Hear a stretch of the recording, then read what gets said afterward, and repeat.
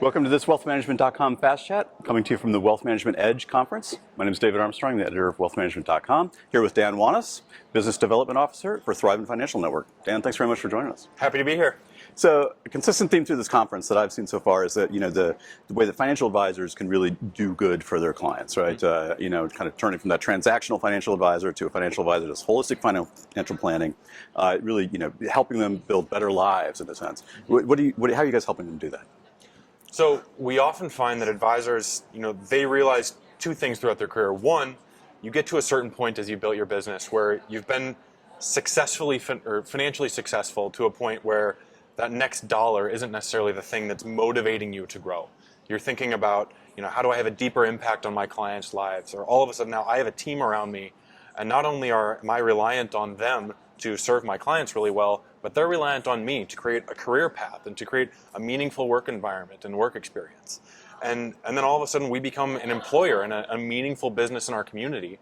And we have an opportunity for community impact to start changing the money story in a different way for people. And so watching advisors, you hear a lot about the enterprise journey in our space and, what does it look like to go from a firm to a business, to a practice, to an enterprise.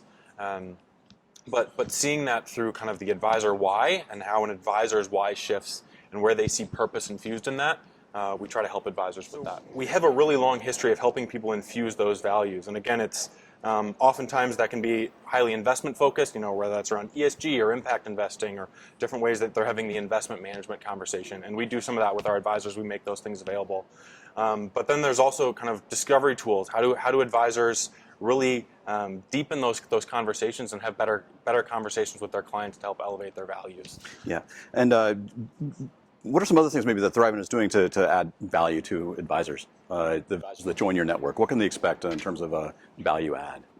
Yeah, so we're often finding that there's the kind of the could and should conversation that advisors often have when they're thinking about going and moving towards independence or the partners that are right for them. It's we could do this ourselves. But is that it's something that we should do?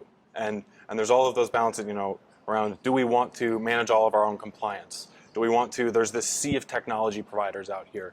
Do we want to go out and figure out how they all integrate well and build an ecosystem? Or do we want to leverage a partner that can help us do that better than we can do ourselves? And so advisors are smart. They've built their businesses. They could figure out how to do many of those things, but it's all a question of trade-offs and where they want to invest their time. Do you find that advisors who are interested in joining Thrivent share that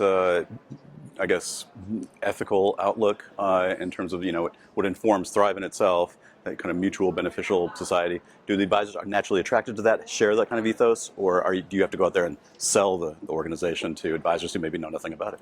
I think it's incredibly attractive for people to. I think there's all these conversations in our culture, and it's seeping into our industry a lot. Like this is certainly not unique to us. There are. We say, generosity is incredibly important to us. It's something that's really meaningful to us, and we don't have a trademark on that or a copyright on that. It's something that we share with the industry broadly, but it's certainly something that is attractive to advisors to have those deeper level conversations beyond just simple returns or payout or which technology tools are available. There's a deeper conversation. That's great. Well, Dan, thanks very much for joining us. I really appreciate it. Happy to be here. Thank you, David. This has been wealthmanagement.com.